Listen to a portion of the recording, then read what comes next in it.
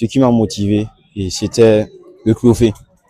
Bon, je voulais à tout prix prendre ce prix parce que l'année passée, on était là. On n'avait plus le prix. Donc, c'était un défi encore pour moi à relever. Donc, je devrais relever ce défi. Maintenant, la méthode, bon, c'est du sérieux. J'ai mis beaucoup de temps dedans. Même sacrifier mes temps de devoir pour ça. Donc, vraiment, j'ai mis du sérieux dedans. Parce que ça me tenait à cœur. C'est un message d'encouragement. Qui ne se décourage pas. Parce qu'on apprend toujours.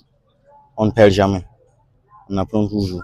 Et même quand on tombe, on doit se relever parce que c'est dans les épreuves qu'on apprend à bâtir un avenir meilleur. Donc, ils n'ont qu'à venir découvrir la littérature, la lecture, parce que... J'ai écrit ce roman pour apporter un plus dans la lutte contre le terrorisme. Voilà, pour moi, c'était un plus que je voulais apporter dans cette lutte. Au-delà des armes, il y a un message aussi que nous pouvons porter à travers la plume. Non seulement nous avons écrit pour l'histoire, nous avons écrit aussi pour faire vivre ou revivre, ou vraiment garder en mémoire nos collègues et nos FDS qui sont tombés. Notre ouvrage utilisé comme support dans une compétition lecteur d'or cette année, c'est une grande fierté pour nous, c'est une joie. Et cela témoigne d'une part de la qualité de l'œuvre et d'autre part aussi de la portée du message du livre. Et voir plus de 10 établissements qui ont compétit, qui ont lu, et nous savons que notre message aussi est passé.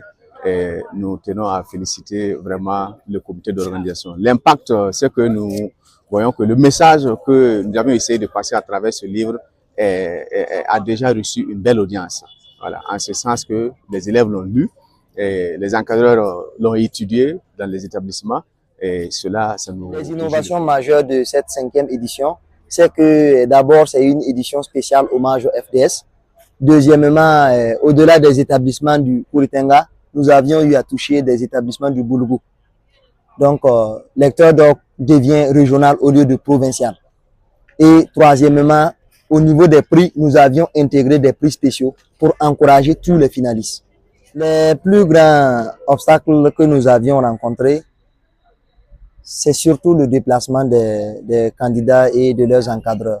Il y a eu beaucoup d'établissements qui sont dans des zones un peu à distance avec Kupela, et c'était un peu compliqué. C'était un peu compliqué avec même les encadreurs qui doivent avoir la permission des parents. Également, ça joue aussi sur le coût de transport et ça joue sur les dépenses de lecteurs d'or.